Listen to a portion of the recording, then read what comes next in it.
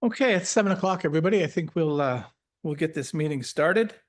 So I'd like to start my meetings by uh, doing a land recognition, and we recognize that this meeting is being held in the traditional territory of our friends and neighbors and our Treaty 8 partners, the Fort Nelson First Nation, as well as the Prophet River First Nation. We recognize the treaty. We recognize the rights within that treaty, and we also recognize the presence of the Métis people in our community and all the things that they've done over the years to participate. I'd like to thank John Roper and the staff here at the Phoenix Theater for getting this all set up for us tonight. Appreciate that. A little bit of housekeeping. Tonight's meeting is open to the public, and is people can come online virtually, and it's being streamed and recorded as well. It's been a little over a year since we evacuated last when we had this fire, and it was traumatizing. A lot of people lost property. Some people never got over it, and there are many of us who won't ever get over it. But if you're feeling anxious, overly stressed, overwhelmed, there are other people out there like you. And we've got some cards out on the coffee table there for anybody who might feel they need some assistance, who'd like to get some assistance, some help, or just somebody to talk to. You can call the number on that card, and the folks will be happy to speak with you. The meeting is intended to really, when we put this committee together, one of the terms of reference that council asked for was that we do at least 2 public meetings to really let the public know what we're doing, what are the next steps, some of the accomplishments. And so the committee decided that we would try to do that at the start of the fire season and then after the fire season is over. So this is the first one. Obviously, the fire season has started. The committee got going 5 months ago, and we just didn't quite get this meeting arranged until today. But it's still the start of the fire season, and hopefully it won't be as difficult as it was last year. So we will be taking questions with respect to FireSmart.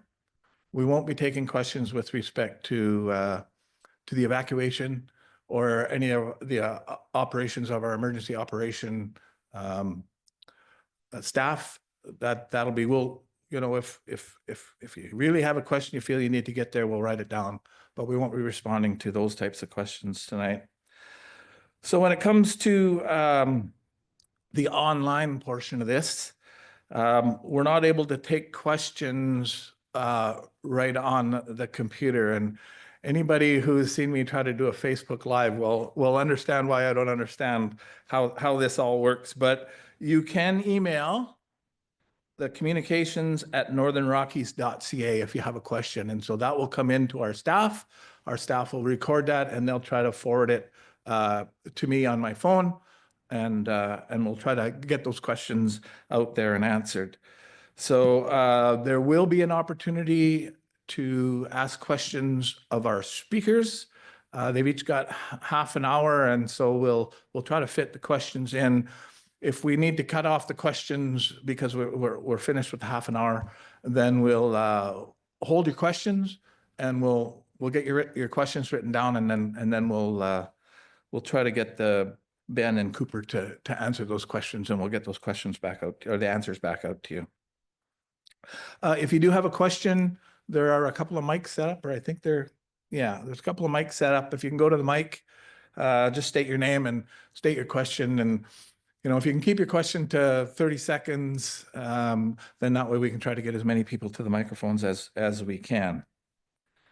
Okay, so I'd like to introduce our panelists who are online waiting to speak to us. First one is Ben Bogeen, and Ben is a wildfire behavior specialist. He works for the Wildfire Service in BC. He works with all the IMTs, the incident management teams, and I think there's 5 of them in the province. There may be more than one of Ben. There might be others, but Ben supported us in the fire and the evacuation that we had last year in the Parker Lake fire. We evacuated Friday night. Saturday, he was working with our emergency operation team, and late Saturday afternoon, he came in and he had his modeling and he showed us some maps, expecting a big wind event, which would put that fire right into the community. And yeah, it would have been significantly different than what it was. I hope that I haven't seen his presentation, so I'm hoping that he'll be able to speak to a little bit of that and how they do their modeling and how they can try to understand what the fire is doing and what the behaviors are around that. Now, Cooper Butchart, he was here last year as well. He is a student, and I left his bio over on the table.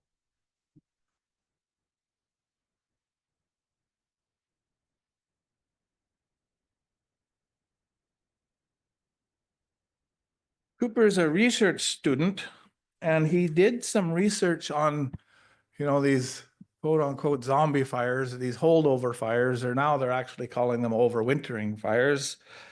So he's done some work on those as part of an undergraduate honors thesis under the supervision of Dr. Mike Flanagan. So he is a wildland firefighter. He's based out of Salmon Arm, where his main role is helicopter operations technicians for the Rappel program. He feels very fortunate to have assisted up here in Fort Nelson fires during the 23-24 season. He hopes to see some reprieve for us in 2025. Cooper has a deep appreciation for the boreal forest and looks forward to returning to future endeavors. His research focuses on environmental conditions that allow wildfires to persist through the winter. So I think that he'll have a good presentation. I haven't seen it either, but I really think that it'll be good. It'll give us an idea of really what's happening here and what's different. We'll then talk about what the committee's doing. We'll introduce our committee. We'll talk about some of the successes that we've had so far and what we've got planned for the rest of the year. So with that, I think we'll get Ben online. If we can get Ben on, and Ben can do his presentation. I'll just wait till he comes on. There's Ben. Yeah, Ben? I can hear you. Can you hear me? Perfect. Perfectly. So I'll turn it over to you, Ben. We'll take some questions at the end. We'll time you for half an hour, so hopefully you're ready for that. All right. Yeah, no, thank you very much. I just want to confirm you can see my screen here with my PowerPoint. Wonderful. Thank you so much. And yeah, my name is Ben Bogeen. I work with BC Wildfire Service. I work in our predictive service unit. And during the summers, I'm a fire behavior specialist.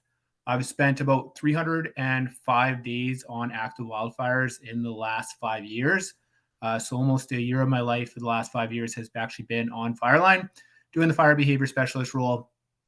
Been involved in evacuation orders and evacuation alerts for roughly 23 different communities during that time.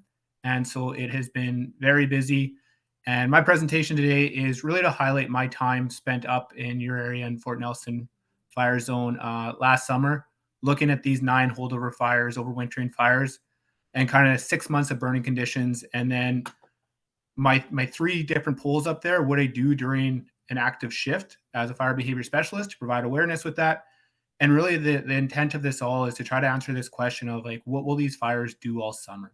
And that's how I started off this stint there last year, was coming up there with an IMT early on in the season to help out with planning to say, what will these fires do? And just give me a second here. Making sure it all switches over for me. Wonderful. So what are we going to do? The question that came to me is, how do we manage all these fires all summer? And that's not my job as a fire behavior specialist to answer. My job is to provide insight and my expertise about what I think these fires are going to do to support operational decision makers. And to put this into context, it was about 1,660 kilometers of perimeter of all those fires. And we had increased activity coming up in May. And just as you're all aware, we're in this northeastern part of the province here. So to kind of put this into context, in order to start to look at what were these fires going to do at the start of the 2024 season, we had to look at how the 2023 season ended. And how we do that is we go through, it's called a firm's website. And so it's satellite imagery that just tells us how much heat was on the landscape, which is represented by these green blobs out here. I'll get my laser pointer going though to highlight it. So a lot of these fires started in June of 2023, and you can see them here. They got a fair bit of rain on them over the course of the summer and a little bit of growth in the July months. but not significant amount. And when we get into August, we can start to see these fires got really good push. Your predominant winds up there are going to be from your west pushing to the east. So you see a lot of these fires starting to get pushed all across and being these long strips. So this is what it was looking like in August. And the big thing that was of concern here at the end of 2023 was the amount of growth that happened in the fall season. So your diurnal winds, your normal winds up there actually change when you get into your fall season, September, October, and you start to see more of these winds that actually push from southern to northern flow. And so you see a lot of these fires that were pushing, say, west to east, they have these long strips, and then they get that wind shift every once in a while that is going to push them all to the north. So you had a lot of fire on the landscape at the end of the fire season that was able to burn throughout the winter. And what's kind of different this year is we didn't have that same fire growth that happened at the end of the 2024 season burning into 2025. But that doesn't mean that these fires aren't still burning. And you already know that being up there, the amount of smoke and actual fires that are on the landscape. But it's a little different than we were at the beginning of 2024. So on May 8th, 2024, these little red dots here, they represent active fire. So those are fire on the landscape that showed up on remote sensing satellite imagery on May 8th. So at this time, there was a cold front that was forecast to come through the region. A cold front is very, very important to us in wildfire, as it means we're going to get a shift in wind, usually stronger winds, that is going to give us a significant increase in fire behavior. So we're going to see extreme fire growth, crown fires. Most of our devastating fires happen during a cold front. So definitely something we look out for. And knowing that this was coming, what ended up happening was we got sent out. This was my first pull with an incident management team to come into Fort Nelson fire zone there to help out with this planning, anticipating a cold front to come there on May 10th and then again on May 12th, 13th. And so I got dispatched with my IMT up there on May 8th. I arrived in Fort Nelson on May 9th. That cold front was forecast on May 10th. And as soon as I got up there on the 9th, we started planning on like, what are these fires going to do when they make these runs on the 10th? We already know we have heat on the landscape. Where are they going to go? And kind of really focusing on this limited amount of time of where can we put crews where it's going to be successful? Where can we put crews that are going to have the biggest impact, closest to values? And how do we possibly like see all this area? So when I got up there, one of our closest fires was about a 2-hour flight to get to. So we couldn't see all 9 fires. So we had to start to prioritize, like, where do we have heat? Where do we look at? So what that looks like on May 9th is starting to identify values with high probability of impact during these wind events on May 10th. And then we had to look at like what sort of decision lines can we do to support recommended evacuations, alerts, and orders for these areas. So a lot of oil and gas camps up there. Anybody who's using roads, like what do we need to have set up should these wind events happen? And this is just a picture here of showing the smoke we were seeing on May 9th, actually, when I got up to Port Nelson. This is from the airport. So it became pretty apparent fast, like we have a lot of fire and these things are going to make some runs here on the 10th. This image when we got up into the air, just showing what it was looking like when we're flying around there on May 9th, showing our convection columns, how much activity we were having without a whole lot of wind. So really just like emphasizing how much potential there was on the landscape. This fire was about 45 kilometers straight east of us to put in a distance of how far we can see these things. So we came up with a very, very rough identification of these high priority values up there, working with the zone who already had a lot of this identified. And Fort Nelson obviously was highest priority at this time. And then as we start to cut through this heat up here next to the highway, we didn't want to shut down the highway if we couldn't. So we were focusing on up there. Then we also had our, we have there our oil and gas down here in this corner, the power line. And then also, I don't know why those are shutting off, this heat over here along the power line as well. And so that's what we were starting to look at on May 9th, putting crews out there, seeing what we can do, getting ready for it. The thing we weren't accounting for was that new fire that started in the afternoon on May 10th. Weren't expecting that to happen so close to town. Weren't expecting any new fire to start. Wasn't lightning or anything. The high winds that happened there. And as you already know, like the impact that had on Fort Nelson, and that fire grew 11 kilometers in 5 hours. So everything kind of dropped on doing this plan, and everything came into supporting this incident and into like, how do we support the community of Fort Nelson? My role in that is to start to look at models, how fire is behaving, really starting to backtrack. Like if this fire started here at, let's say 1600 and grew 2 kilometers in an hour, how fast is it moving? What are the fuel types? Is it burning in spruce? Is it burning deciduous grasses? How far can it expect to grow on any given day with the weather? So spent a lot of time doing that. As I already said, I was working with your emergency response center there, giving some presentations. And the really big concern in all of this was going to be May 13th. We were anticipating to have some winds from the southwest, which would ultimately put this fire right towards town. Luckily for us, May 13th came around and we actually got winds of the opposite direction. And every other weather station, I don't have the graphic in here, around us shows that it actually got those forecasted winds. But for whatever reason, this is an image looking to the west with Fort Nelson here. And you can actually see the fire being pushed away from Fort Nelson. This was taken in the afternoon on May 13th. So very, very fortunate with the weather there. We never got the winds that actually came. The winds hit everywhere else around us. And so with that, we got some good operational work done in there. The immediate threat to town was reduced from this fire. But what came out of it was a fire to the north of us made about a 30-kilometer run. And you can see here how much actual movement these fires had on May 13th versus here's our fire at Fort Nelson, and it was burning the opposite direction. So you actually see the movement here going out to the west where everything else pushed all the way along. So just kind of highlighting what happened on that day and kind of the anticipation of what could have been a very bad day. And the winds were very lucky to us. But what ended up happening was this big push here, in addition to the run this fire also made on May 10th, resulted in now having a new threat to Fort Nelson, which was the fire to the north of us. So again, like what we start to do is looking at what sort of weather conditions are needed for this fire to make a run down towards Fort Nelson. What's going to bring us northerly winds? What can we do to prepare for this? Starting to put crews on here, prioritizing work. So our new priority was these two fires here. And luckily for us, we got some rains. Very widespread rain with very little heat showing up on May 15th. So a nice little break. And this ultimately started to be the end of my first deployment up there in Fort Nelson, was working with the crews and our staff, the community, and really just like supporting that fire that started there. And couldn't do a whole lot of that planning. But that's okay because I got 2 more chances to come up here, and I returned in mid-June. And so when I turned in mid-June, we came into with the question of what is currently being threatened by these wildfires and what's going to be threatened in the next 5 days. So we had that rain in May, and these fires started to wake back up middle of June. And then back to that same old question of what will these fires do all summer? We're entering June monsoon season, lots of June rains. How much rain do we actually need to put these fires out? And those are typical questions I get asked.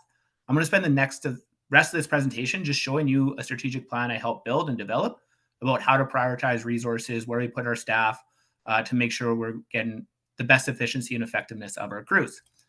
So what we ended up doing, returned on May 12th, or June 12th, sorry. The strategic plan was already started by the team before us. They had all this information gathered on all those values on the landscape. We had about 164 values identified, and each value had a detailed description of what was there, what's defendable, probability, chance of success, work needed, all of that good stuff, contact information. And what we came from there is I started to do some Prometheus models, which is projections based off of that observed spread we saw on the fire that just happened outside of Fort Nelson, to say if we get another day like that, how far will these fires run? So what these little graphics are is actually showing potential growth. And all of these numbers are where we have values identified that are close to that potential growth. And then coming up with, do we have crews there? And more of a detailed plan instead of just, if you recall how our first document looked like this. So in a month, we went from a very, very rough paint exercise for Ben saying this is where our priorities are, to now we have information, contacts, what resources are there, what values are there, what work's needed, and started having a little more of a focused approach on this.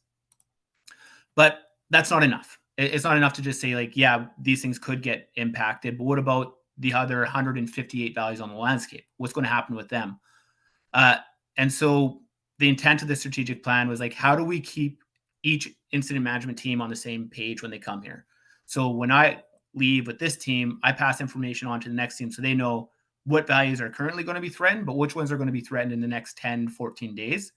It just helps us share information, and then also kind of supports us when we ultimately turn this back to the fire zone, so no information's lost. So not all this good work's just gone missing. We can keep building on it as each team comes to support the zone after these incident management teams leave. The foundation of the strategic plan was to look at the 2023 fire season and determine what weather conditions and fuel conditions existed to produce the spread we saw there in September. If you remember that graphic I showed with how much growth there was, it's like what weather and what fuel conditions existed out there. And when I say fuel conditions, I mean trees, for this fire to run 10, 20, 30, 40 kilometers. I have to validate that spread criteria with this year. And then we model that spread to say, like, if we do get a spread day, how far will this fire travel? And then we put a probability on what's the likelihood of that happen. You don't get easterly winds a lot up in your area. So a probability of value 20 kilometers to the west of an active fire has a lower probability of impact than something 10 kilometers to the east where the westerly was pushing at it. I did a whole bunch of work playing with numbers, going through graphs, looking at every single fire in 2023. What days they grew more than 5 kilometers, what days they grew 1 kilometer, how much rain they had. I'm not going to bore you with all this. All that came out of this was we have 1 kilometer growth in 24 hours. We're calling that minimal spread. If we have 1 to 5 kilometers, it's called normal spread. And if it's more than that, it's called significant spread. And these are the conditions that were put on that. So using fuel conditions, how much moisture is in our dead, fine fuels, how much wind is needed. That's all these thresholds are saying, is just kind of putting parameters that we can use then for modeling to say, what is the likelihood if we get one of these spread event days and how many of them are going to occur. I validated that information by, this is just graphing these lines of showing those spread conditions with that fire growth we saw in early May 2024, the one just outside Port Nelson, saying on May 10th and May 13th, we had significant spread event conditions, and we saw our fire spread that over 10 kilometers, 5 to 10 kilometers. So it's matching. And on May 30th, we saw about 2 kilometers of growth. We didn't have the same spread conditions. That aligned with our normal. So we're feeling good about it. What I do with that, and sorry, this is a lot of technical talk, and I'm very sorry, and there's a lot to get through, but hopefully you're holding on here. We'll keep going. There is a point to all of this. We'll get there. What we end up doing is we model, like, what does a significant spread day look like based off of normal winds in the area. So if we had heat on this north part of the fire, if we had 2 more of those spread events through the year, we'd expect anything inside this bubble to be impacted. So we can prioritize the structure protection and work on that. The question of how much rain will it take for these fires to go up, and are they going to wake back up? These fires received a lot of rain on them in between May 1st and June 14th. For example, one of our weather stations recorded 120 millimeters of rain, which is a significant amount, but not enough to put our fires out. Another one recorded 92, so a fair bit of rain. Why I'm saying this is we found by looking at 2023 that even if we get a lot of rain, there's so much stuff like dry organic matter our fires are digging in that it doesn't put them out. They keep burning in the ground, they dig in deep. So even if we get 10 millimeters of rain, it only takes 4 to 6 days of nice sunny weather up there before these fires start to come back to life. If we get about 30 millimeters of rain, they're going to start to come back to life in about 10 to 13 days with that dry drought conditions we were seeing. And we saw this on June 14th, we got quite a bit of rain, 30 mil of rain here, 14 here, 6 there, 30 here. And by June 22nd, you can start to see, like, up here, this area got 10 mils of rain. We start to see the hot spots showing up again. Over here, we had 14 mils of rain, not too much for heat. By our 6 mils, all this heat showing back up here, and even getting some heat over here. So really highlighting that, like, we can't get complacent. We always think rain's coming and that's going to be the end of it. My sole intent of this was to make sure people don't lose focus that just because we have rain now, we're still going to have fire later, and we still have to do the work, and we still have to, like, extinguish what we can where we can. And so that's the whole point of that. And this second poll was just to say, we got rain, these fires aren't done. And to keep building our strategic plan was, what's the criteria for a spread event and what's the probability of it happening? This is the helmet base camp up here. And so what we ended up doing with all that information I just showed you, all the numbers and everything, no one else gets to see that. That's just for me. I put it in a document and I say, this helmet camp, I work with our forecasters. Well, if you have heat that shows up on this fire for 3 days, you have a low in Alberta, and you have easterly winds forecast, there's a very high probability that that place is going to actually get threatened by wildfire. And we did this for all 164 values on the landscape. We had a breakdown like this. What ends up happening is I pass this on to the next incident management team. I'm gone. They're up there. They have this strategic plan. These conditions actually show up. So what do they do with that? They end up doing a planned ignition around that helmet camp in an attempt to save it. The fire did make a run. It actually jumped onto the other side of it the day after that. So yeah, like the plan was getting used by the next team and very, very helpful. What we developed next was essentially a wave to forecast out 10 days. So showing you that we have these indices, these thresholds that say on X day, we're going to have more than 5 kilometers growth. On Y day, we'll have more than 10 kilometers growth. We actually developed a system to start to forecast that out for 10 to 14 days. And that's just showing you here. So on June 13th, it's saying by June 19th, we are going to have a significant spread day. And that's what was shown there in the previous slide of why did they the plan ignition, anticipating this event to happen. What we ended up doing with all that is we made buffer zones for every single value on the landscape. I'm going to skip a little bit here because I know I'm running a little long and I want to get some questions if anyone has them. But what we ended up doing is building an automated system where every value has a buffer put around it. This graphic here, this would be between 5 and 10 kilometers away. This is greater than 10, and here's within 5.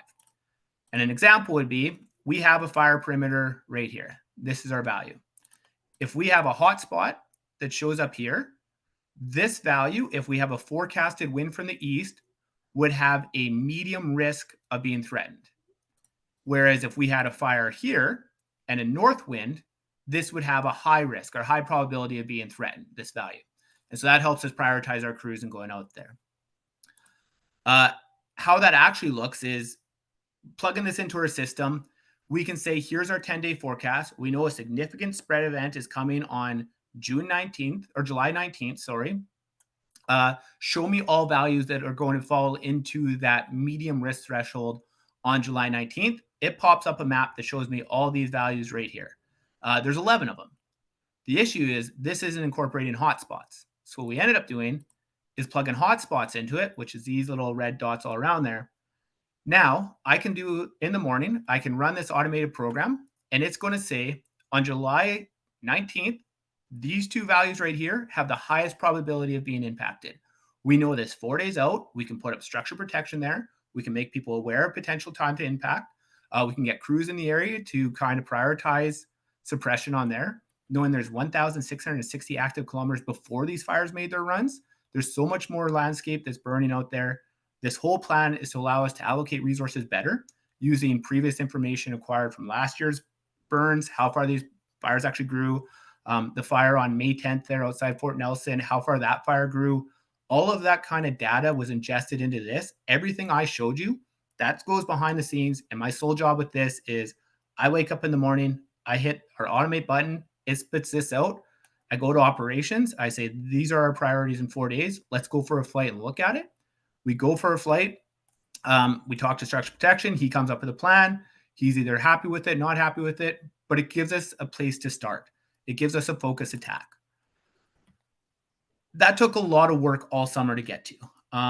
And it's not a silver bullet. Like this doesn't work every year and it might not work this year, but it's something we can build off of this year. Our spread criteria, we'd have to validate it again this year to see if fires are spreading and moving like they did in 2024 and 2023. But that is all of the work I do almost on every deployment to kind of answer that question of what will this fire do and to use the best intel we have so we don't just cause mass chaos or panic by saying something might happen without a fair bit of confidence that we think it will happen. And so this is just used to start a conversation with operations. None of this is just like, there it is, go do it. It involves a flight after a conversation. It's just a starting point for these. That is a very short snippet of roughly 40 days of work for you and very, very fast, I know. So sorry for that, but that is the end of my presentation. I think we still have maybe 3 to 5 minutes for questions, should we want them. How many people do this job for the wildfire service? Is it only you, or are there others? There's others. So we have in predictive services, there is 4 of us. Every incident management team has a fire behavior specialist, and we start to go out with trainees as well. So there's about 5 of us certified in the province, and then about 7 to 10 trainees right now. Good. Are there any questions in the theater? Is there any questions online? I'm not seeing any come through. No. Ben, did, oh. Grab the mic there, Ken.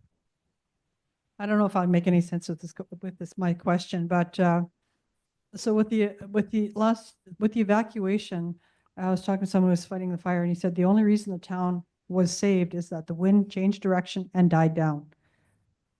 Were you the predicted models are saying that the town's going to get hit? It's going to get hit in this direction or that direction. So what happened to your model?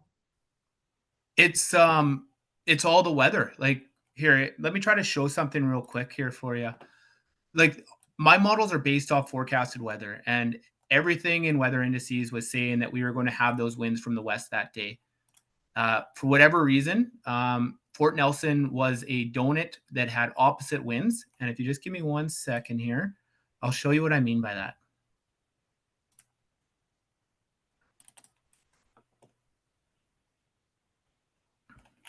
Okay. Sorry. So I'm going to share my screen real quick with you again. So this is showing all our weather stations around Fort Nelson. What time would this be at? At 1800, so about 6 o'clock in the afternoon on May 13th. Our Toad River weather station was showing winds of the southwest, like we had predicted, 16 gusting 35. Elk Mountain was northwest, 17. This wind veil was broken, but still speeds were 13, gusting 50. It was actually from the west. Sierra northwest, Muskwa from the west, Patty northwest, Helmet west. Everything's westerly winds. Everything's matching that, all with wind speeds that 15 to 17. Fort Nelson, 4 kilometers from the east, gusting 8.5. No idea why that is. I've asked meteorologists. It's just the atmosphere is weird sometimes. And so all our models were to like anticipating this kind of wind to come at us. And for whatever reason, we got complete opposite. Okay, question then on terms of your predictability rate. How successful is your predictability rate? Because what happens if the reverse happens? We think things are going to be okay, and then bang, no, it's not going to be okay. What's your percentage of being accurate? So that's a very, very interesting question. So I don't deem it as like a percentage. Yes, I was 100% right. I was 100% wrong in this. A model sparks a conversation. Like every model is going to be wrong. Like no model is 100% right. But in terms of direction of fire spread and distance, probably a pretty good success rate on being close to where it's actually going to go in time of like, it's going to head to the north today and roughly between 5 and 10 kilometers. Pretty successful on those. But what we end up doing in a lot of these things is having alternate scenarios. So we have these things called decision points and trigger points to say, we're going to watch this fire. If it doesn't hit this point like we think it's going to do, then we're going to change to plan B. If it does hit this point, then we're going to activate plan C. And so there is plans built into it. It's not just, hey, this is the model and that's all there is. It's here's our model. Let's watch it. Let's observe it through the day. And then let's make decisions based on how it's moving. I see. Thank you. You're welcome. Hopefully that answered your question. Yeah. Ben, would you happen to have the model, the photo that it wasn't a photo, I guess it was a map, the model map that you showed our emergency operations center on the morning of May the 11th, or actually it was the afternoon of May the 11th. Would you still have that in your computer? Oh, I'd have to go digging for that.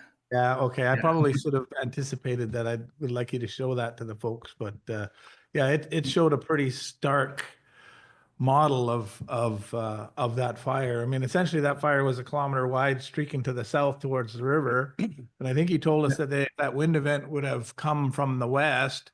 Now, instead of being a kilometer wide, it's 11 or 12 kilometers wide and moving, up over the golf course and down into the community. So yeah, that was a pretty stark day. And I will say, in our emergency operations center, there was a lot of long faces But Ben was very professional. You know, I don't know if you've had to tell other communities that same story, but I certainly want to thank you for the professionalism that you showed that day and the concern that you had for our community. So thank you for that. Yeah.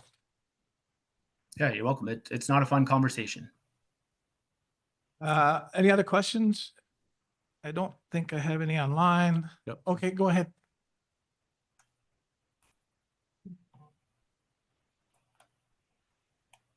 Bear with me for a minute. My legs get a little stiff sitting there.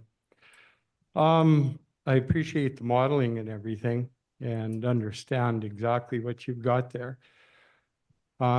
This is basically a reactive position. Once, or a proactive position, pardon me, once a fire gets started, you watch it and predict where it may go.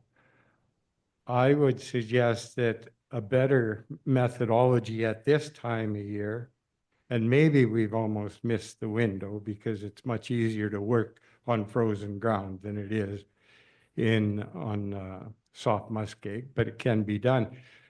But I believe that we've got to clean up around Fort Nelson. From your models, everything's coming from, the danger zone is from the west or northwest with the winds. So that's the direction that the fire will come from.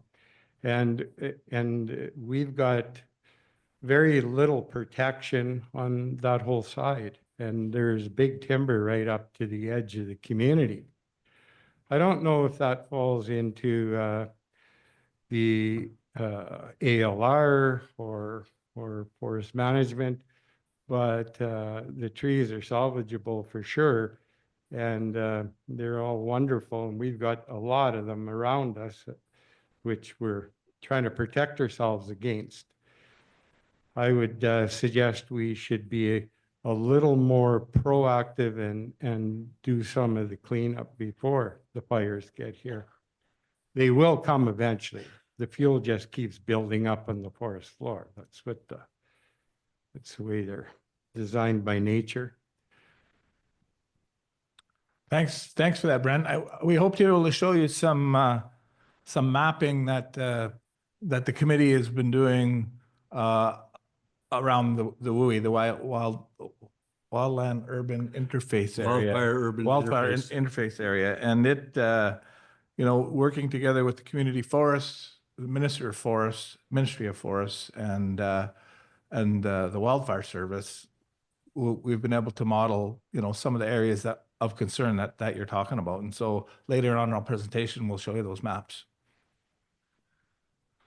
Okay, well, that brings us to 7:40, right on time. Ben, thank you very much for your presentation. We appreciate it.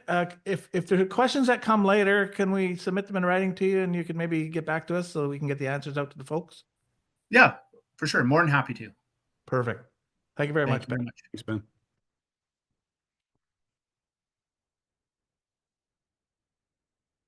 So I see Cooper online there. I've introduced Cooper already. So Cooper, are you up? Yeah, I'm on here. Perfect. Would you like to go ahead and start? Yeah, absolutely. I will get try and share the screen.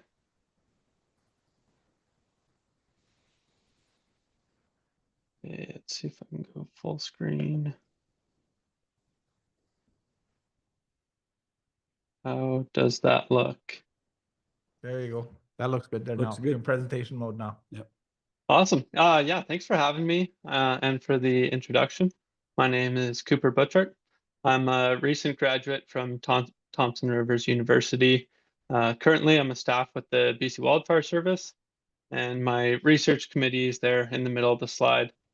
Dr. Mike Flanagan, Dr. Locke Fraser, and Matthew Coghill.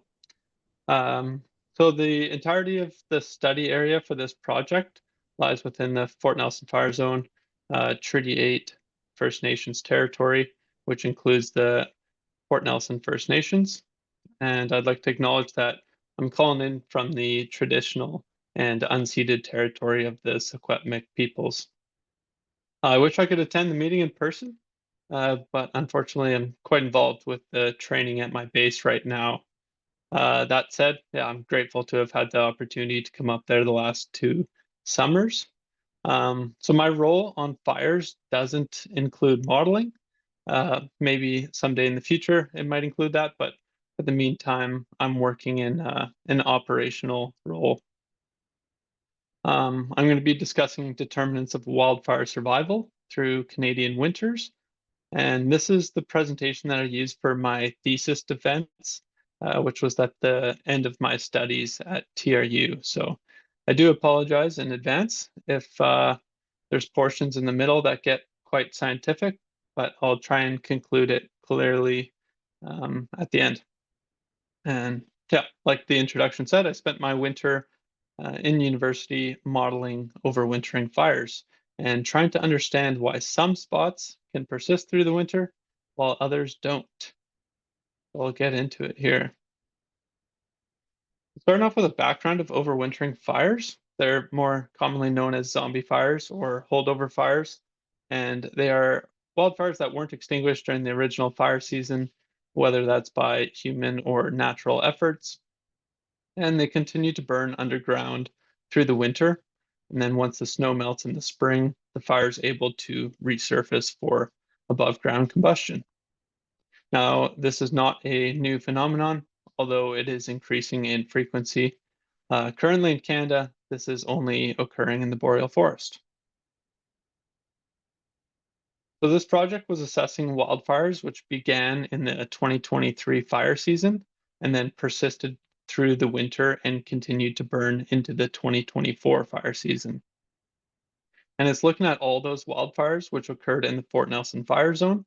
And as you all know, this zone lies in the northeastern corner of BC, and the zone lies entirely within the boreal forest. So I want to know, why do some locations have hotspots which are able to persist through the winter, while other similar locations have hotspots which are extinguished by the harsh winter conditions, whether it be the snow or the cold temperatures? Now I want to look on a localized scale to determine if there is a relationship between landscape variables and the ability for a hotspot to persist through the winter. So to do this, first, I will determine locations which had wildfires persist through the winter, and then find locations which had wildfires in the fall but were extinguished through the winter. And these non-overwinter locations will act as control points. Next, acquire landscape layers, overlay them with the hotspot data, and run an analysis to assess for a trend or a relationship. And this project was almost entirely completed in R with maps that were created in QGIS. So starting off with the hotspot data, there are a few organizations which have satellites capable of detecting hotspots. This project used 2 from NASA, including VIRS NPP-20 and VIRS Suomi. So VIRS stands for Visible Infrared Imaging Radiometer Suite, which is the type of camera that was used. And I began by acquiring all the national data from the end of summer 2023 to the beginning of summer 2024, which looks like this. And then it was filtered to only include detections along the perimeters of the 2023 fires. So points that were well within the perimeter were excluded due to their limitation of growth, being surrounded by burnt areas. And then points that were well outside of the perimeters, those were also excluded due to possibly capturing points which completed their dormancy and went for above ground growth. And so these points won't be representative of overwinter potential. Now we want to classify these points as overwinter or control points being ones that were extinguished over the winter. So overwinter points are any detections that occurred between the first day of winter to the middle of spring. And May 8th was used because it's the first day before the first major above ground combustion. And control points are detections which occurred between the first day of autumn to the first day of winter. And now we have a map that looks like this. But we can see there are a lot of points that are stacked up on top of each other, and that's due to each of the satellites passing a given area at least twice per day, meaning that one hotspot can be detected multiple times over the days, weeks, or months. So to reduce replication bias, only one point was selected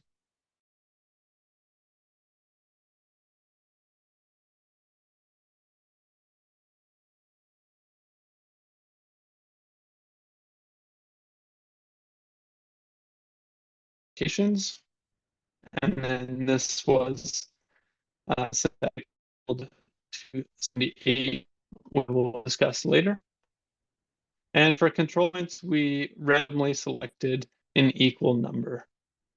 But to maintain variable independence, control points were only randomly selected if they were at least 10 times the hotspot pixel resolution, or nearly 4 kilometers away from overwinter points. So this map here shows the final overwinter control hotspot points that were used for the analysis. And now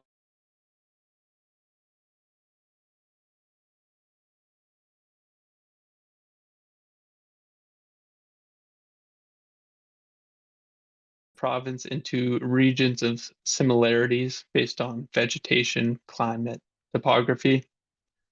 Fire fuel types is similar to the Beck system, except dominant tree species is a more important factor. Peatlands includes bogs and fens.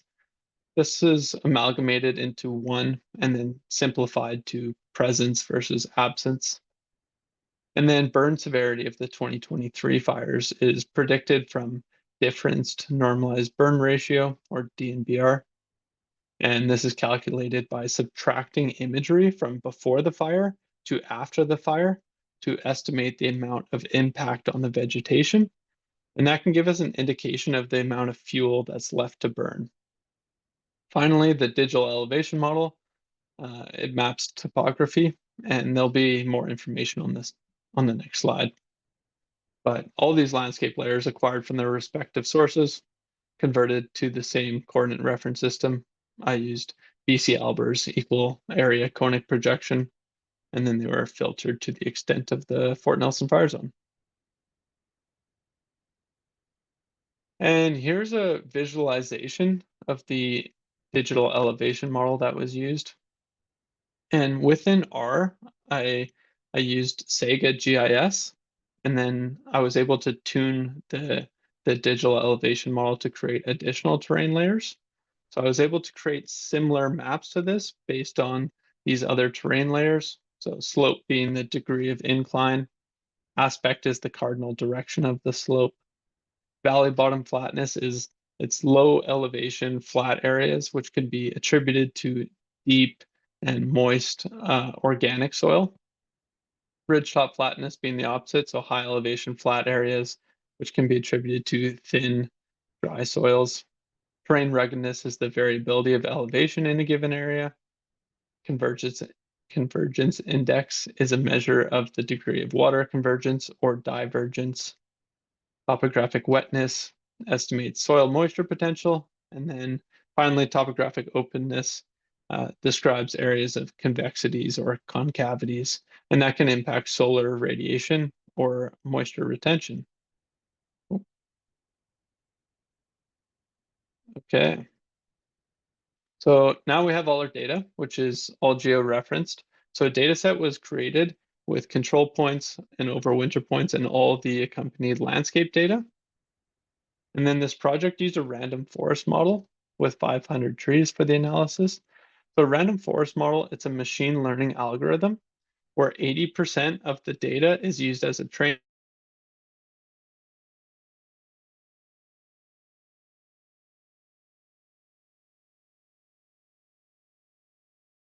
prediction, whether a test point is control or overwinter. And random forest was used because it's very good at handling complex data and working with ecological systems. Now that's the basics of a random forest model. I supplemented it for increased accuracy.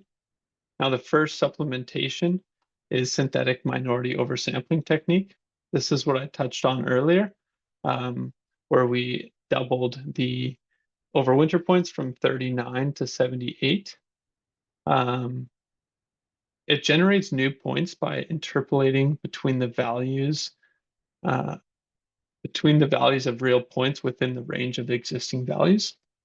And it's useful when the data set is heavily imbalanced. Then the second supplementation was a 5-fold cross-validation. This splits the data set into 5 parts while still doing the 80% train, 20% test. Changes the test set each time to ensure that each point is used for testing at least once. And this is used to maximize data utilization.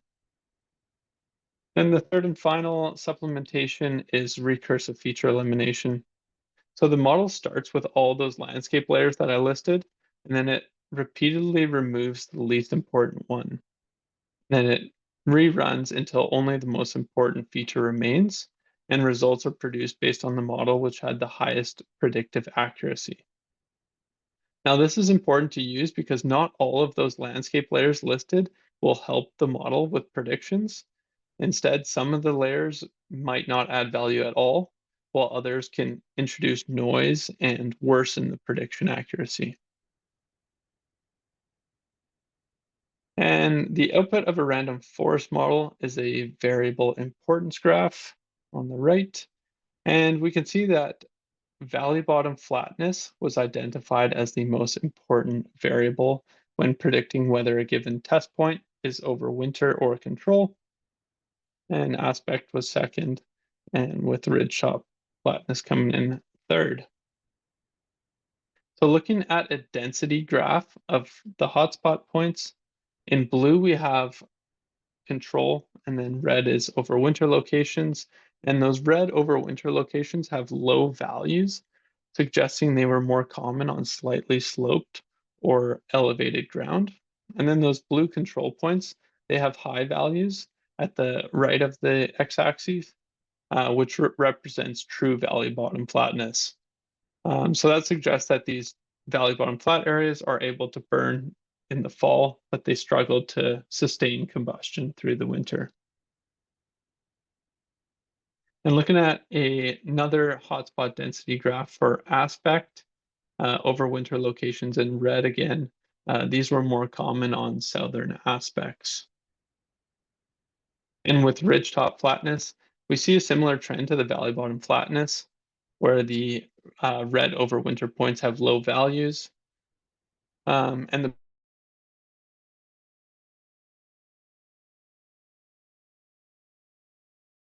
once again, these locations are capable of burning in the fall, but struggled to persist through the winter. Another thing looked at is peat presence. So although this didn't score high on the variable importance graph, it was 10th out of the 11 landscape layers that I used.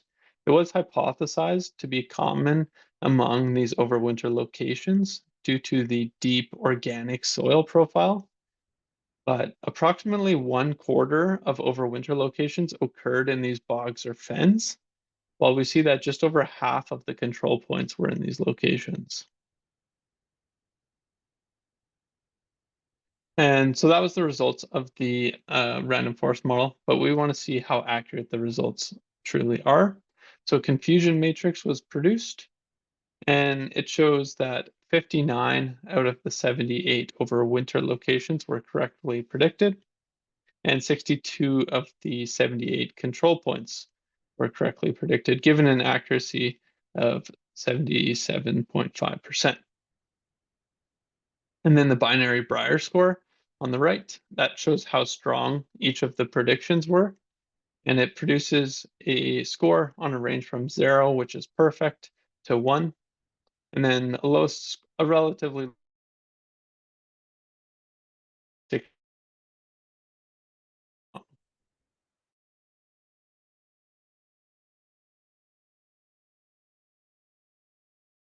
overwinter fires are only occurring in the boreal forest in Canada, which is known for having those deep organic soil profiles. Our hypothesis was that areas that had the deepest organic soils would increase overwinter potential. And then this was also supported by literature. So a direct quote from a heavily cited article found that overwintering fires were associated with flat, low elevation areas. But our project found the exact opposite. It is important to note that their project was looking at a different location as well as different years. But for our project, it may suggest that snow accumulation or water accumulation may have occurred in these hydric sites, which could increase the moisture and decrease oxygen availability. Or it could suggest that these microsites were acting as a temporary wildfire refugia. So we know they can burn in the summer and the fall, but they didn't show a strong ability to persist through the winter. Now, this leaves plenty of room for future studies. An important aspect to improve accuracy is through ground truthing. So using field studies, the hotspot data that I used was precise to 375 meters, but if you can get individuals out in the field, you can get that a lot more accurate. Could also incorporate improved satellite imagery. So on the right there, that is Canada's wildfire sat. And this is the first satellite of its kind, which has a main focus of tracking wildfires, and it's set to be operational in 2029. A future study could also incorporate a larger spatial and temporal extent, which could also include the overwinter fires that are just finished occurring from 24 into this 2025 season. And finally, there could be some future studies assessing wildfire refugia impacts on these overwintering fires. Yeah, so that is all I have. I would like to thank my research committee for helping me out with this process. Just the free data that I was able, free open source software and data that I was able to complete this project. The expansive and forever growing wildfire community, and for all this open knowledge sharing like tonight. And finally, thank you very much to the Northern Rockies for inviting me to speak tonight. I hope for a safe year for all the individuals up there, and hope to see some reprieve coming up. If there are any questions that aren't addressed today, or if you think of them later, please reach out. I'd be happy to share any of the knowledge that I have, and would love to see it be used someday in the future. Thank you very much, Cooper. You cut out a few times there. I think probably in some of the most important spots. Oh, shoot. Certainly a lot of science there. But can you just, give us a layman's terms with respect to your findings? So, I think I understood you to say that the data shows that these overwintering potential is in these high flat areas or on the southern slopes, and not so much in the low flat areas. But yet our experience is that that's where we're seeing them. So can you speak to that? Yeah, I apologize for that. I'm at the fire base now, and we have terrible Wi-Fi and terrible cell service. It's not a great combination. Are you able to hear me all right now? Yes. Okay, cool. Yeah, so I think the main findings was just these overwintering fires are in Canada, they're only occurring in the boreal forest. So that area is known for having the deep soil profiles. And so we assumed that the deepest of the deep soil would be the most likely to overwinter. And I think that's where a lot of, at least academia, I'm not sure on the operational side, but that's where the focus has been. And so this project is finding, maybe it's not always those spots, because where those deep soils are, that's also where a lot of the water can run off to. But I do acknowledge that it would require room for future studies before implementing this in an operational sense. Okay, so, so then I wonder, did you take into consideration the drought conditions and the potential for these peat areas to be extremely dry when normally they wouldn't be? Yeah, so the drought conditions is something that I wanted to add in. It made it challenging when a lot of my landscape layers were quite accurate, about 20 meters to maybe 50 meters pixel size, other than the hotspot data. But if I'm getting the drought codes, there's only a handful of weather stations in the Fort Nelson zone, so I imagine that using those conditions widespread might not be too accurate. So the control points and the overwinter points might be receiving the exact same drought code conditions, uh, just because you can't get very proximal readings on those is kind of my intent on going in without using drought codes.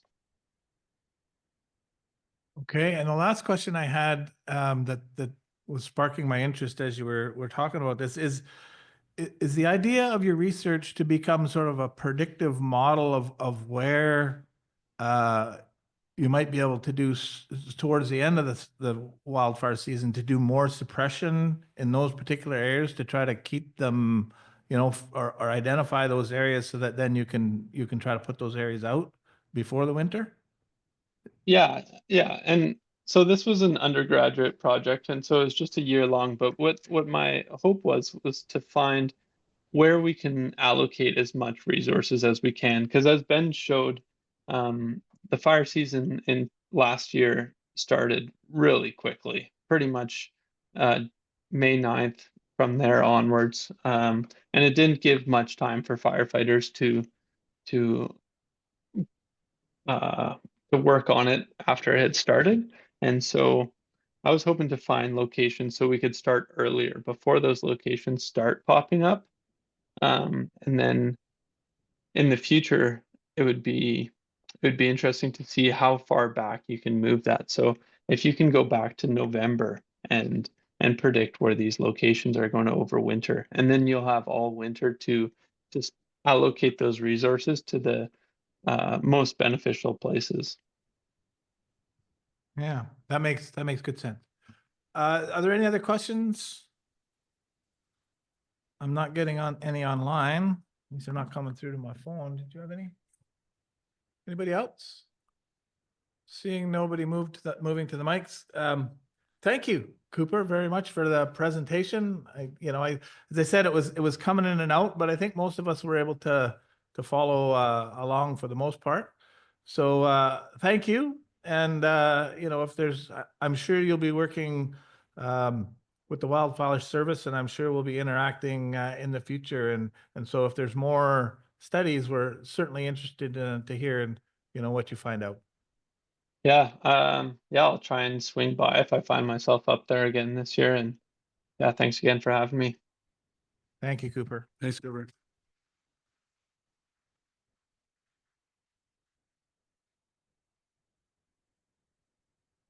Okay, that brings us to the portion where we introduce our committee and really start talking about some of the achievements, some of the things that we've been doing in this committee.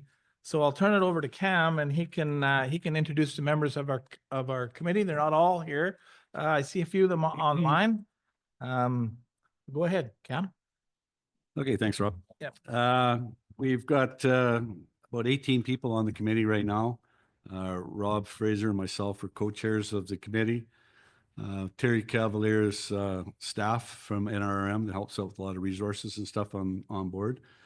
Devin Bianchan, he's the Northern Rockies Chief Fire Prevention Officer, and he's been doing a lot of training in the schools and stuff like that. I think to date, almost 200 kids have gone through FireSmart presentations that he's done at school. So hats off to him for doing that. Percy Wright, he is a board director of the Fort Nelson Community Forests, and we've been working with Percy to do some of the things that Brent brought up as far as logging some stuff around town and there's a lot of red tape, let's say, to get some of this stuff done. But with Percy and Matt Pilzek, who is with Geoterra, does a lot of work up here with the First Nations and is on our board as well.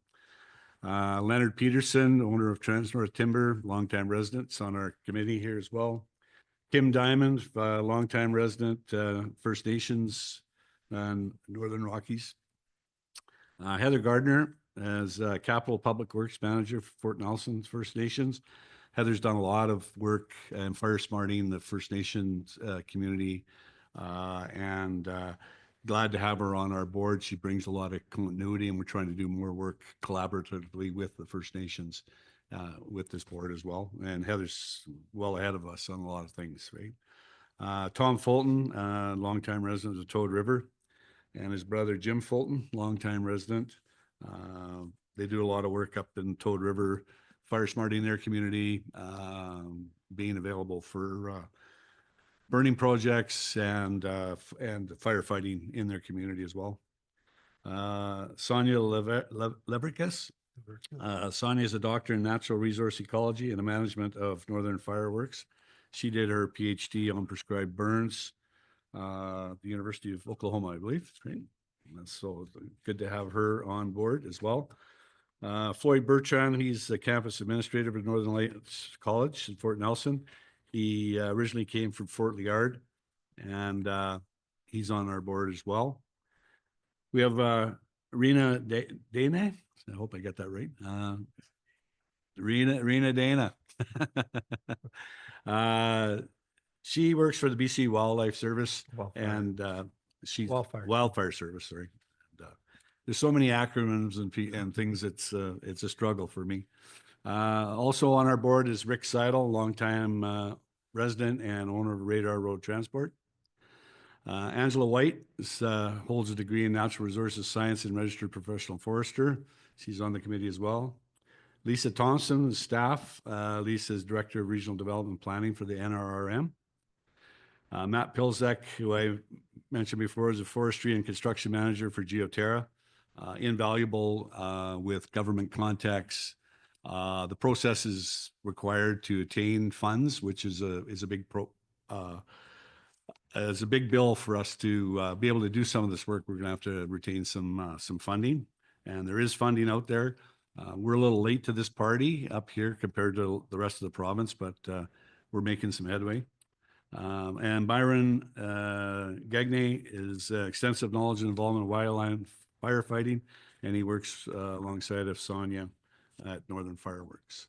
So that's the group that we work with at this point in time. Always looking for new blood and any ideas from other people for the thing. So I'll turn it back to Rob for talk about the process that we went through, that we had to go through to get this committee up and running with the town. Thanks, Cam. Yeah, it's a very high-powered committee. You know, there's no shrinking violets there. They're all prepared to speak their minds and really let us know, you know, what they think. Some great ideas coming to the table, and it's just trying to figure out how we're able to actually move those ideas through the different government agencies, through council, to try to get these projects going and moving forward. So we did put the committee together in late 2024. We had a get-together meeting just before Christmas. The first business meeting was the first week in January, I believe. It is a committee of council, and so one of the things that our bylaws require is that we do a terms of reference, so that council understands what the committee's to do, what its processes are going to be, how it's going to report to the public, how it's going to report its ideas and recommendations to the council. So that was done, and it was actually done in record time. You know, I think the committee really bared down early on because they didn't want to get bogged down in that administrative stuff. We wanted to get right to work and try to get as much as we could, at least try to get up and running and maybe get some projects going before the fire season, because, you know, a lot of these folks are actually going to be on the front line of fires. And so we lose their expertise over the summer months while they're busy doing that. So 7 to 15 voting members we have on there. We have a process for having some backup folks come and sit. They need to be vetted as well. So each of the committee members they submit an application. Essentially, the committee has a look at it. The committee recommends each person to council, and then council gives them the authority to sit on the committee. And then they are covered by all of the I guess all of the I just lost the word I was looking for. I want to say that insurance and things that the municipality offers to people who work for it. So we emphasize collaboration. We want to get together with as many partners as we can. You know, it's based on the 7 FireSmart principles of education, emergency planning, interagency cooperation, cross-training, vegetation management, legislation and planning, and finally development. So as I said, the committee's been up and running really every 2 weeks since that first week in January. And, you know, I think we've accomplished quite a bit in the 5 months that we're there. I know that the committee is really looking forward to be doing more. I think, as Cam has said, they're starting to really understand the frustration that you can have when you're working with government agencies, even our own, you know, even our own council, our own local government, and the feds. It's, you know, it's not our money, right? It's much easier when it's your money.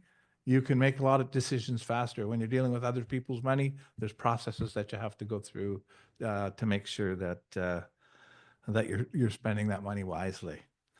So I will turn it over to Cam, and he'll start talking about some of the things that we've done and some of the accomplishments that we've had in the last 5 months. Well, it's been a lot of discussion of identifying areas of that need work. There has been some work done out at the mile 301. We finally got those piles burnt at 301, and you'd think that you could just go out there on a Saturday and throw a match at them. But they couldn't burn those piles because somewhere in the government, the Ministry of Forests hadn't done a waste assessment study on it, and anyway, it gets erroneous for a long period of time. But we did finally convince them that we could burn those piles, and we got those burnt. They were a fire hazard for the last year when the fire was burning. And we finally got rid of those. The debris around Parker Lake and the fire, that got cleaned up. That was a volunteer big effort from Radar Road, his equipment and his people. They cleaned that up. But to be able to clean that up, we had to talk to parks. We had to talk to a bunch of different people. People didn't want us going in there to clean that up. So again, what you would think would be just a simple process, there's a lot of people that have to be involved and get their approvals before you could do things. And thanks to Tom and Jim Fulton for some liaison with the parks people to bend their ear and bend their arm a little bit. Also, there was fire suppression activity done by the BC Wildfire Service over the overwintering fires at Patry Lake and Comey. Intensive groundwork and excavators and snow suppression. Local contractors were engaged to do that. So one of the mandates that we are going to try and uphold here is if we can do it locally and use local people and local companies and expertise, that's what our mandate is, to use local as much as possible for some of these processes. Can I jump in there, Cam? Go ahead, jump in. Yeah. So again, our committee didn't do that work. That work was done by the Wildfire Service, Ministry of Forests, but we did some lobbying, right? We wrote some letters. We wrote some letters to the minister. We got our staff to talk to some of the folks, the Prince George Fire Center. That's the type of work that we were able to do to support those people in the province and in those agencies that were looking to try to do some of that work. I don't think it's been done before. You know, I think it was recognized from the 2023 to 2024 season that none of that work was done, and there was a lot of people who thought that doing both inside and outside of the government, doing some of that work just might, help with these reignitions that happen. And so our committee, wrote some letters and or recommended to the staff that they write some letters, and we did get responses from the Prince George Fire Center. We got responses from the Minister of Forests, and that that all filters down to the right people, and then we were able to get the authorization, or they were able to get the authorizations and the funding. I suppose lots of it has to do with the funding to actually get out there and hire some contractors to get on the ground and look to where they were able to fly and find out where some of those hot spots are. They didn't get them all. We see that because some of them are out there burning right now, but they were in places where you could see that they hung. It was some photos that Rick gave to us where they'd hung ribbon, and they came back later and there was a fire underneath where the ribbon was. And when they hung that ribbon, there was no fire there. So they were obviously burning, underneath, and even their heat detectors weren't able to identify some of those. So they got out there where they saw hot spots. They were able to build access in there. Where they saw hot spots, they dug them out and mixed them with the snow. I mean, they didn't get in there with water, but they got in there and mixed it up with the snow. And Rick tells us that they did what they could to put as many of those hot spots out.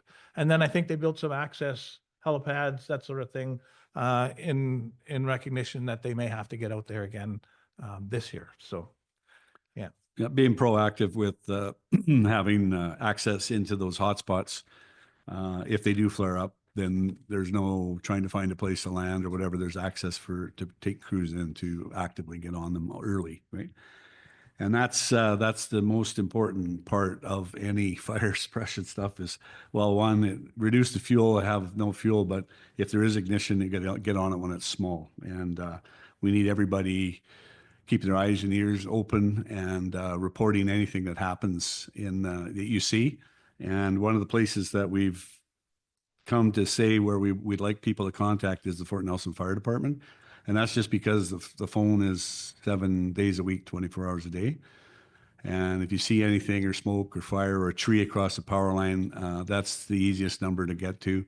A single point of contact, and that way they are connected with BC Wildfire Service and Hydro, and they'll take care of all the details after that of what they need to do to action it. But knowing about it early is very, very important. One of the other things we did, we were at the trade show, and we got quite a bit of people come by, fill in our monkey survey, which is we got a lot of good results and comments from people. Pro comments, a lot of good ideas in there. It's quite a thick document, and we've been going through it, and our committee is going to glean what we can out of that at the next meeting and try and see if we can get some action items from there as well. There was also the risk assessment launch at there, letting people know about the extended zone and intermediate zones for fire smarting. Very important, fire smarting homes. It's the fine fuels that you got to worry about, not necessarily the big trees, but it's the grasses, the dry grasses, the small twigs, stuff right up against your house or your sheds. Those are the ignition points where sparks can get in there and get a fire going right away. So there's a big push to do assessments. That's coming. Upcoming assessments of people's homes. If you want your home assessed for FireSmart, there's no cost to it. You don't have to do anything. You can just get the information, get the assessment. There's not going to be any pressure from the town that you have to do this, do that, or whatever. But it just for education purposes, and you can work on it. And then also, if there's people that don't have the physical ability or the means to do that, and they want some stuff done, we're working on having some people be able to go out and help do that and FireSmart their home. Listening to the community through the monkey survey and just talking with people. Everybody on this committee is connected to a different demographic of people that they associate with or work with. And there's a lot of crossovers, but we get a lot of feedback and a lot of different information that just comes in from talking to people and everybody interested in the topic for starters. And it's been eye-opening on all sides when it comes to information, what we're getting from people, the different organizations that we've had to work with. and yell at, but we're getting there. So. Okay, a little bit more, some of the things that we've been doing. We're building local capacity. So we're doing some training and certification for our fire team and structure protection and how to use that structural protection unit that we purchased. I know Sonia has put her crews through some structural protection, and so that's some private industry that's building that capacity within our community. We've got 17 local FireSmart representatives in the community now. I think they're going to have a barbecue, and I just forget that date. June 7th. June 7th, yeah, where you can come out and meet, and those folks will be able to work with individual homeowners or groups of homeowners to really help them understand and educate them and help them to clean up their properties. A lot of what we're doing is in the partnerships. So, it's about collaboration. It's trying to get as many people involved as possible. So we're working with the BC Wildfire Service, our own fire rescue, both nations. Prophet River's not on our committee yet, but the invitation is there. But certainly we have representation from the Fort Nelson First Nation so that we can understand what they're doing and we can do projects together. And, the more people who really are understanding in our region, about FireSmart and how to help the region become more resilient will be better. The community forest is another group that we're working closely with. Obviously, they have the ability to do some logging around the community. I mean, they have their expectations, that the council and Fort Nelson First Nation expect from them. So within that, they're trying to do their best to work with us to identify those areas close to town where we can start moving some of that fuel and getting rid of some of those spark generators that put embers into our community. And then finally, the engagement that we've been having with BC Hydro. And, both as a co-chair on this and as the mayor, I think we need to do a lot more work with BC Hydro. We've had some meetings with them. They're interested in helping us with our plan.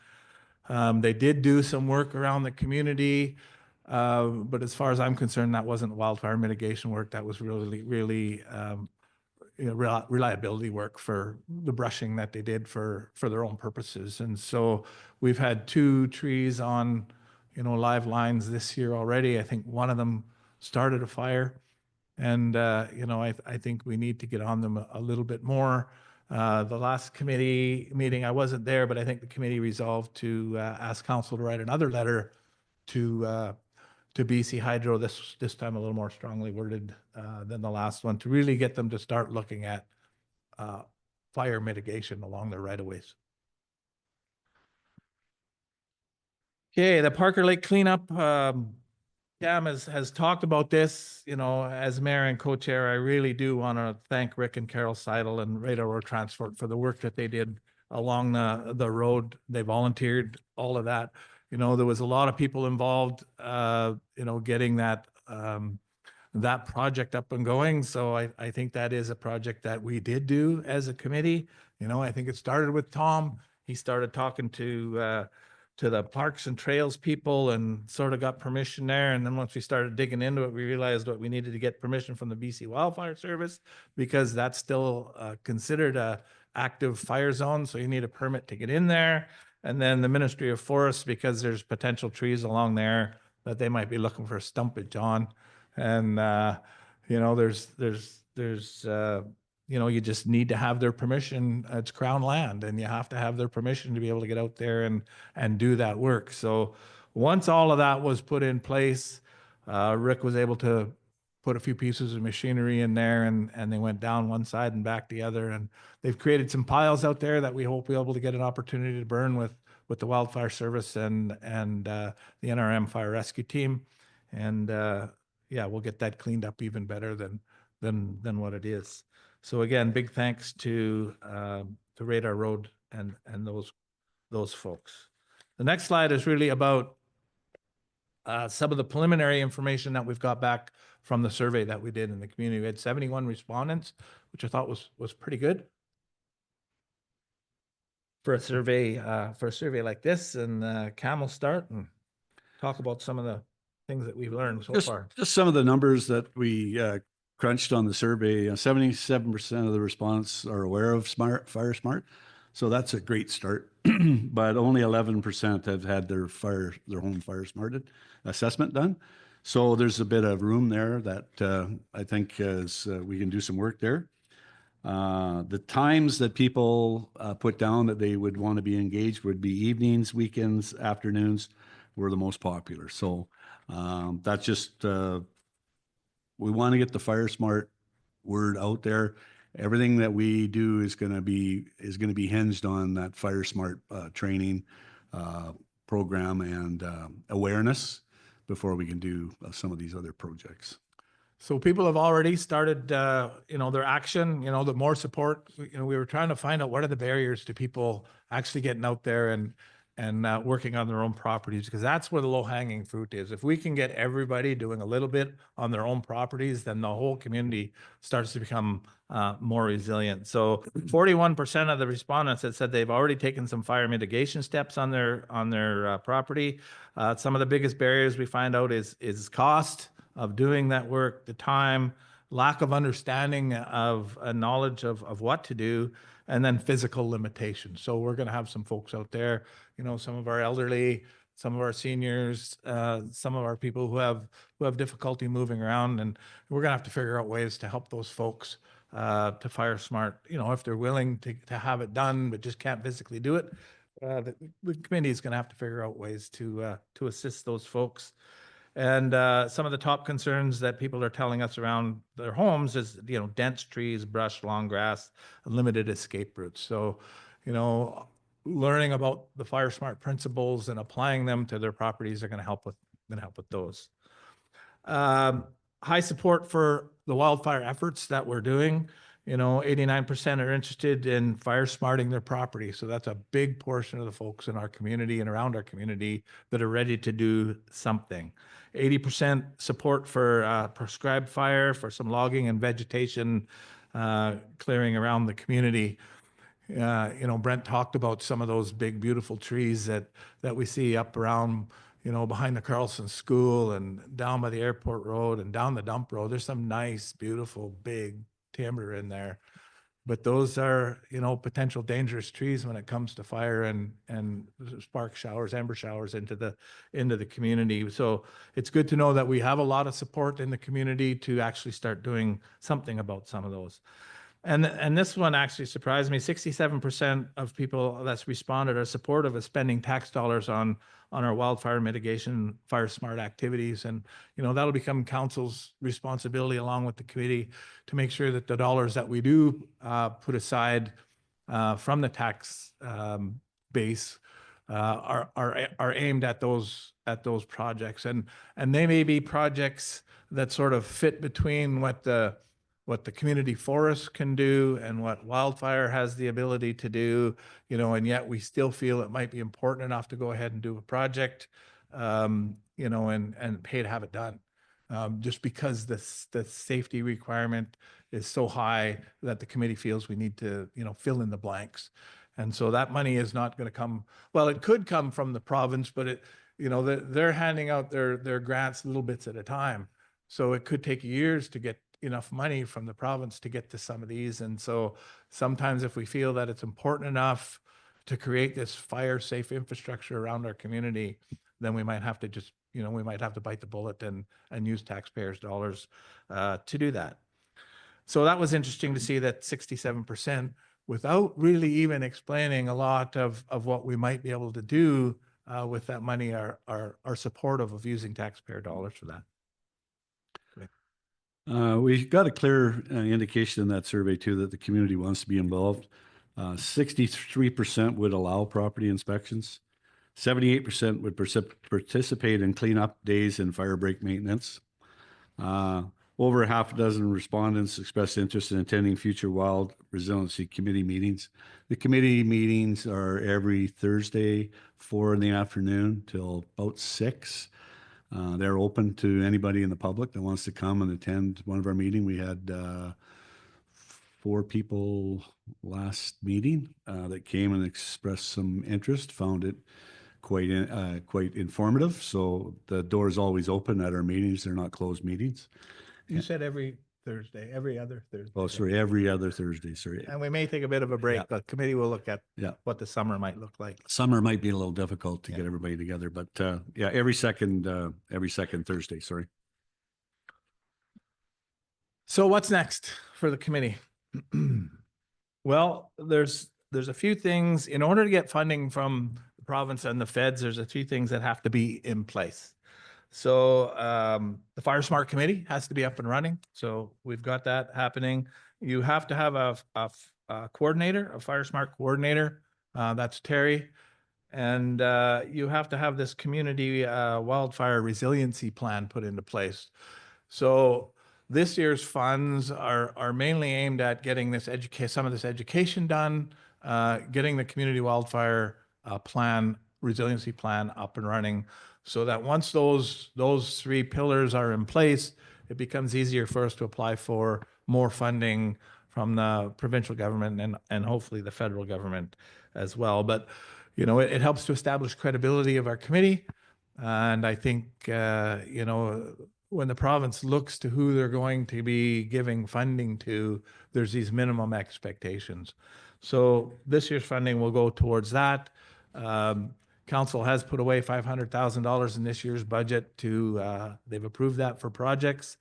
The committee will make recommendations to council, and then council will go through its vetting process to approve those projects, and then ultimately through the process of the hiring process of contractors to determine who will actually perform that work. The next thing is really this home ignition zone assessments, and I think you can see by that pictogram at the top there, it gives a bit of an idea of what those are. You know, that immediate zone, that 1.5 meters from your house, you know, arm's distance, and understanding really how to eliminate all the ignition points there.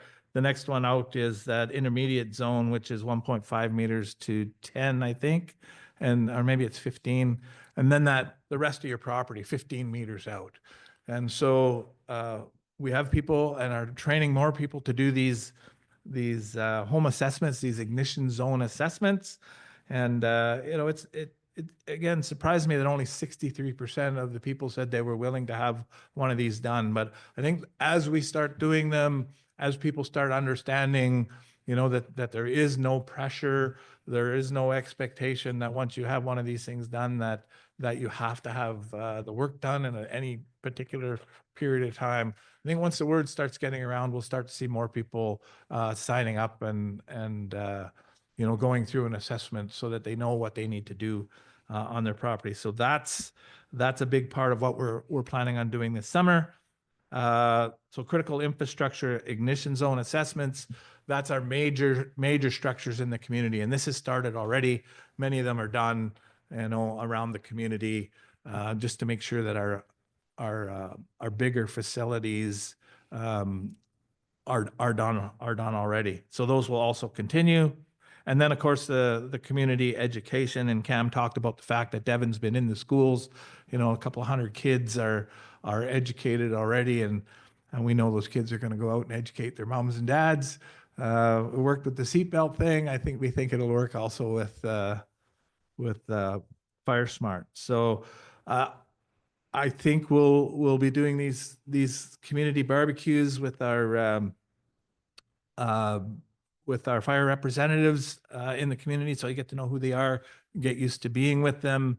And again, as we do those home assessments, I think the word will start to get around, and the education will start. We'll probably do some workshops, you know, a couple hours in an afternoon or an evening where homeowners can come and sit with these fire representatives and these educators and really understand what they can do in their properties to make it safe. So really focusing on the education and the ignition zones over the summer.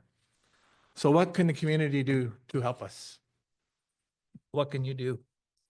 Well, we need you to learn. We need you to to share with your neighbors. Not everybody's at this meeting, but the more people we can get involved, the more properties that we can get assessed and cleaned up, the better off that we're going to be.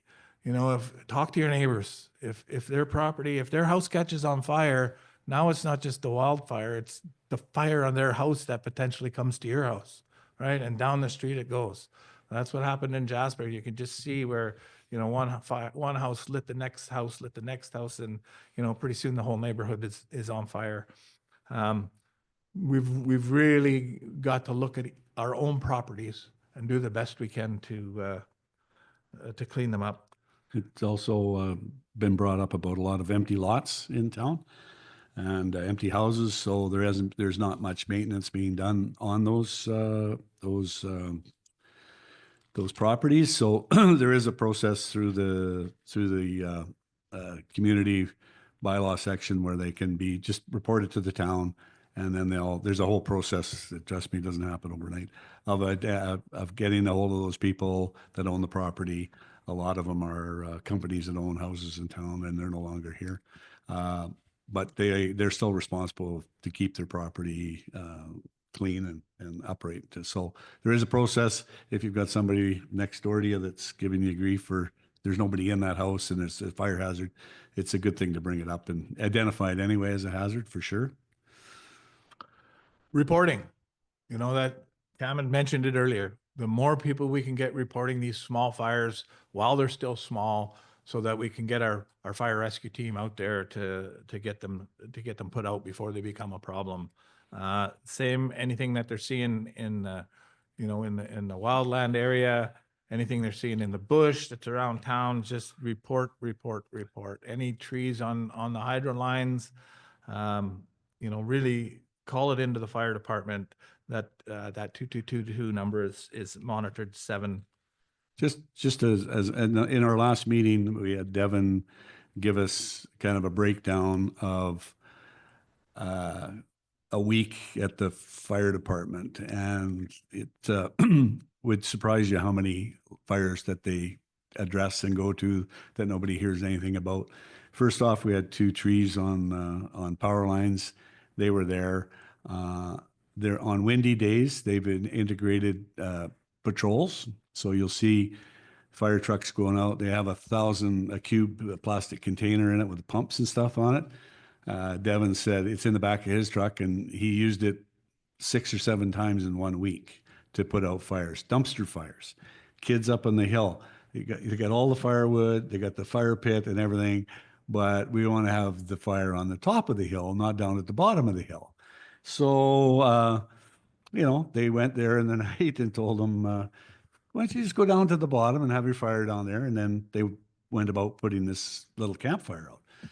Well, it hadn't been burning that long, but it had spread to underground through the roots and things. So instead of it being a 2-foot fire, they were working it out to 10 feet. So that's just tell you some of the spread that happens.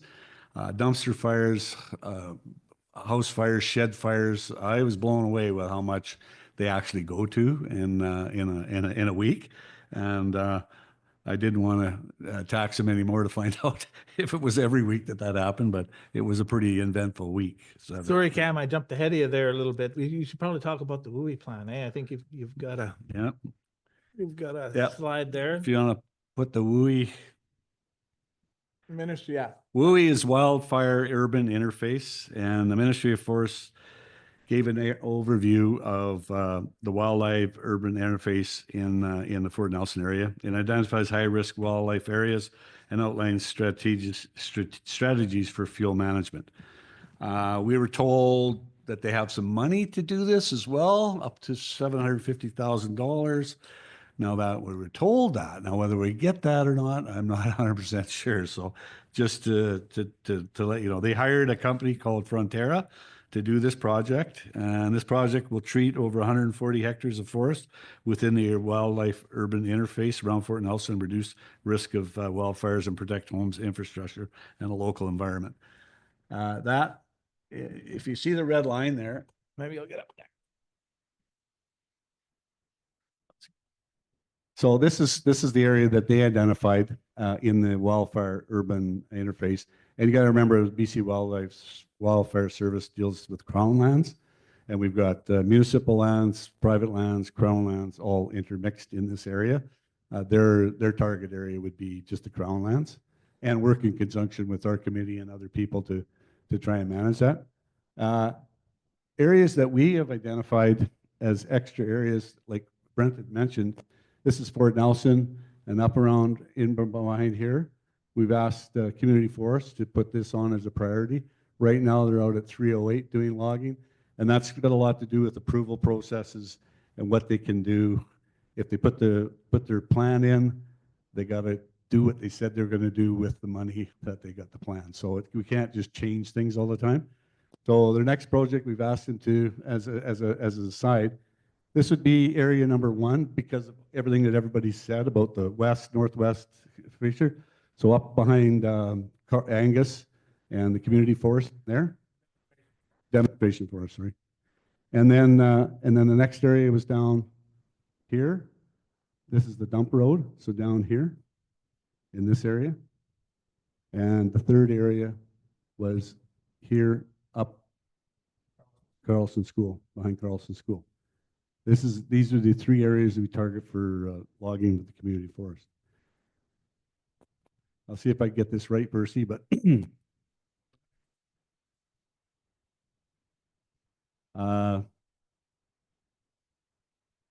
lost me with this one.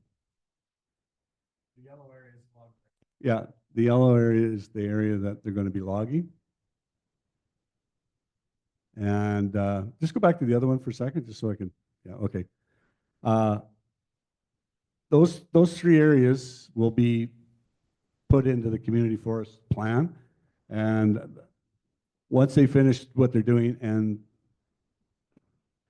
we want to take these nice big spruce trees down, but the government will only pay us to haul aspen trees out of here because of the softwood lumber agreement with the United States. So it gets pretty political when you start talking about that. So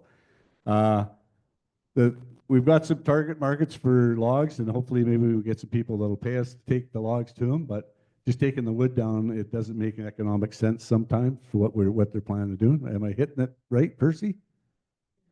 Yeah. Okay. So there's just some of the things that we're dealing with when you think it would be an easy thing to just go do it, and it just doesn't happen like that.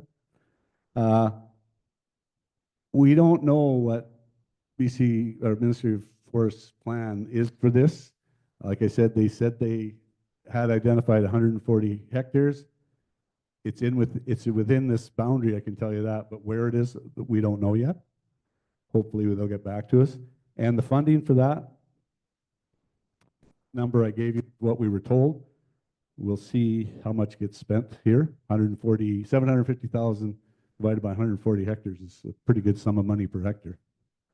So that's the main areas. And again, we can't, if the fire hazard is too high, they can't log, they can't work in the bush because of fire hazard. So we've got a lot of uphill battles in a lot of areas to try and get what we want to get done. Anybody got any questions about this or plans on that?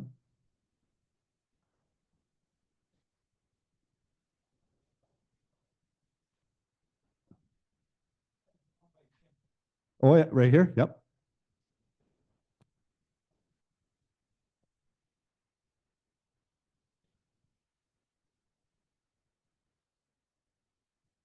Yeah, here.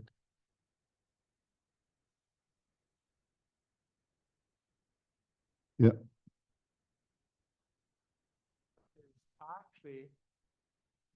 There's actually a road right away that goes right through to the dump road, and then the right of way actually continues across the dump road and ties in somewhere in that right in there somewhere. And that was all part of the proposal of that Northern Rockies municipality area. So in theory, you already have the town or the industrial group already has the approval to put that that fire break / road / access through there without a whole bunch more permitting. Yeah. That's good to know. Thanks for that, Brent. So you're talking about this carrying on. I think I Yeah. know where you mean. Just before just where it ends going down the dump road, there's a road that goes off to the west there. Yeah, there's something to do with the airport there, and then, but that road went through there, and there was debate whether it was going to be built when we cleared all the rest of that industrial area, Okay, yeah. and they just said, no, we're going to leave it for now. Yeah, because that is an area that we're going to target for sure. That'll be probably second one after this. It'll be in here. So that's good to know that that access, we've got already approval to use that access. That's good. On the other thing we talk, people always talk about fire guards and all these things. So just to make it clear, like a fire guard doesn't stop a fire if a fire's ripping through the town. What it does is gives you an anchor point, and we use the old road that comes down to the mill, and that's been proposed to use that as the fire guard because it's already got some basis of a road on it. We'd have some access to be able to set up. What we would use a fire guard for would be to burn away from if a fire was approaching. And we need to set up pumps and water and have people along that fire line. So that's just a little more tidbit that's the plan. Anyway, to incorporate the old Hall Road that went to Tacoma for the fire guard on that side. Yeah, and we could do prescribed burning there too. There's some talk about, there's still a lot of fuel out here in that fire that hasn't been taken care of. So if we ever did get a restart in that area or a zombie fire popped up or anything like that, there's still a lot of fuel here. So there is talk about trying to get rid of some of that fuel. Yes, go ahead.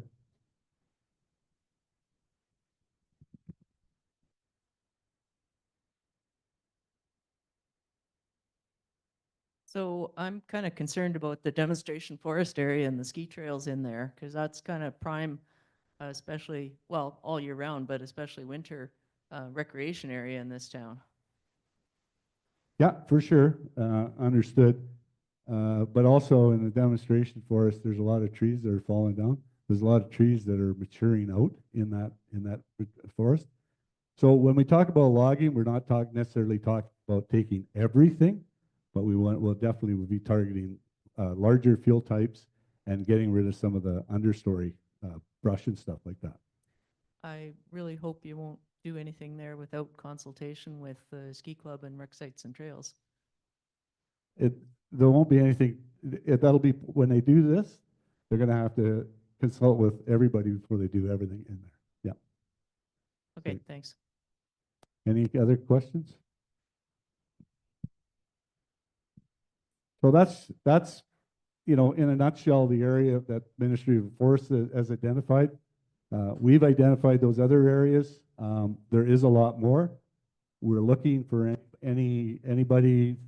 We're looking for people to identify hazardous areas, either that they see driving around town on a property or whatever, so that we can start to nick some of these off as time goes on, and we get resources and we can start to work away at it. So we can, like Rob's favorite line, how do you eat an elephant? One bite at a time. And that's what this is going to be, one bite at a time. So. Yeah, go ahead, Terry.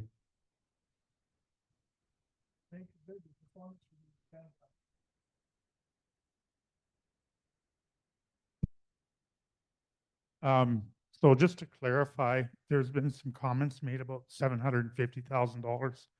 That was specifically for one project only. And if I could have that. So when MOF presented their WUI plan, they specifically talked about a fire guard in this vicinity to protect kind of gasoline alley assets that was under threat last year. That specifically, when asked in the committee meeting what that would cost, is that they gave us a rough estimate of $750,000. That was just for that one project, and that's not the total amount allocated to Fort Nelson. What was made really clear was that this was going out to RFP for the design of the guard and what work needs to be done. So that's the first phase before it goes to procurement. And up in this area where the committee had concerns, the MOF had similar concerns. So it was nice to see that the committee's concerns were echoed by the Ministry of Forest. So to be clear, it's not just $750,000. It's going to be millions and millions of dollars.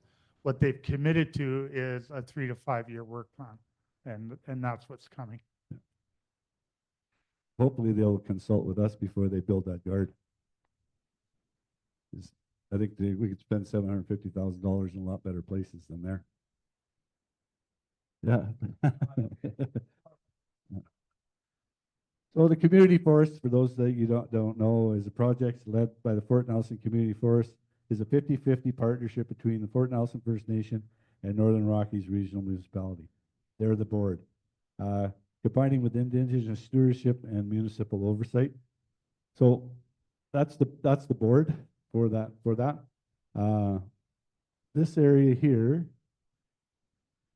I was just trying to get my head around where this is at.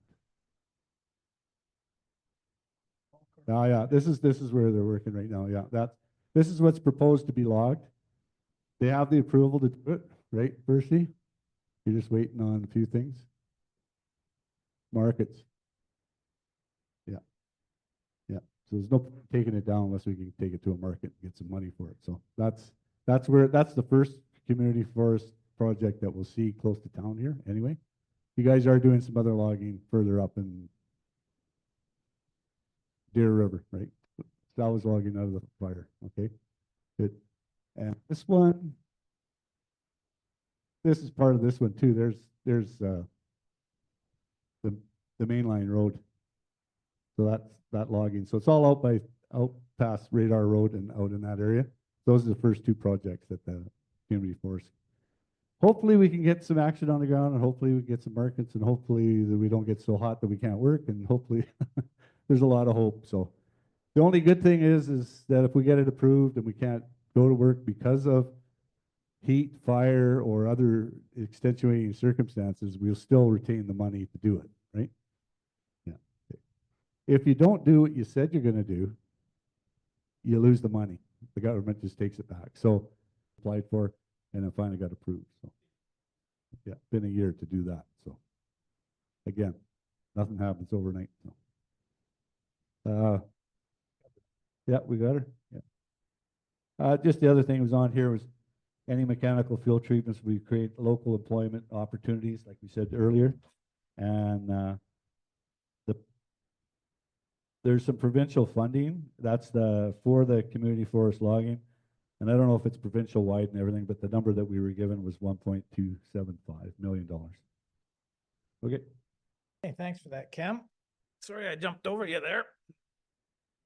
So we were doing the slide on how the community can help. You know, we talked about, learn and share. We talked about FireSmarting your own property. We talked about report as much as you can, and then stay engaged and stay safe. So you know that this project is, this committee is up and running, and the more people that, the members on the committee now. So if you know any of them and you have ideas, certainly filter your ideas through those committees. And through those members so that they can get to the committee, and we'll certainly be looking at ideas. I mean, we're 15, but there's hundreds of people out there, I'm sure, that have ideas about how to make the community safer. And we've stressed it all the way along. We'll do everything we can with respect to supporting local contractors to do this work. The community does have a procurement process, and we do need to follow that. But we'll be doing our best to ensure that local contractors are getting all of this work. I think that brings us to the question period. Yeah. So any questions on anything that people heard tonight? They want to ask any questions, or do people just want to go home? Yeah. There's the previous slide when it showed the town, the WUI project. Yeah. There's lots of fuel in that WUI area that has been identified as what we would like to thin out.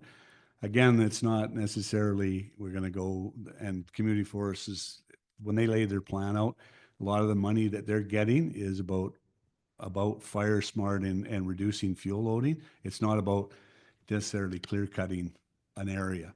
If you take out the older trees, the more mature trees, and take out a lot of the fire starting fuels underneath. And possibly down the road, we might be able to do some prescribed understory burning to rid us of the rose bush and all the little fine fuels. And that way, generally when you burn, it'll come back in grass.